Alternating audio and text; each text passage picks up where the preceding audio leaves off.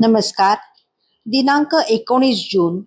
कथेचं शीर्षक आहे संत चरणाची माती तीच माझी भागीरथी. परशुराम सेवेकऱ्याने काशी यात्रेसाठी महाराजांना विचारले तेव्हा महाराज म्हणाले, संत चरणाची माती तीच माझी भागीरथी. ते ऐकून परशुराम सेवेकऱ्याने काशीत जाण्याचा बेत रद्द केला. महाराजांच्या अवतीभवती सर्व प्रकारची माणसे असत. बहुसंख्य पोटार्थीच असत. काही जिज्ञासू असत, तशी काही विरळा असली तरी मुमुक्षुही असत. कारण प्रसंगाने महाराज सर्वांना समजेल उमजेल असा बोध उपदेश करीत. इतरांचे पाहून परशुराम सेवेकऱ्याला आपणही काशी यात्रेस जावे असे वाटले. त्याने अनुमतीसाठी महाराजांना विचारले तेव्हा महाराज म्हणाले, संत चरणाची माती तीच माझी भागीरथी. या संत वचनात गुरु महात्म्याचे सार सर्वस्व सामावले आहे. कसे ते पहा. काशी क्षेत्रम तन्निवासो जान्हवी चरणोदकम गुरु विश्वेश्वराः साक्षात तारकम ब्रह्मनिश्चितम. जेथे गुरु राहतात तेच काशी क्षेत्र. त्यांच्या चरणतीर्थ हीच गंगा.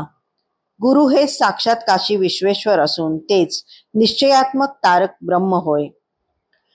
गुरोः पादोदकम यत्तु गयासौ सोक्षयो वटाः तीर्थराजः प्रयागश्च गुरुमूर्ते नमो नमः. श्री गुरूंचे चरणतीर्थ हीच गया, तोच अक्षय वटवृक्ष, तेच श्रेष्ठ प्रयागतीर्थ होय. अशा श्री गुरूंना माझा वारंवार नमस्कार असो. गुरुमूर्ती स्मरेन नित्यम गुरुनाम सदा जपेत. गुरुराज्ञा प्रकुपित्तम गुरो अन्यत्र भावयेत. नित्य गुरुमूर्तीचे ध्यान करावे. नित्य गुरुनामाचा जप करावा. केवळ गुरु आज्ञेचेच पालन करावे.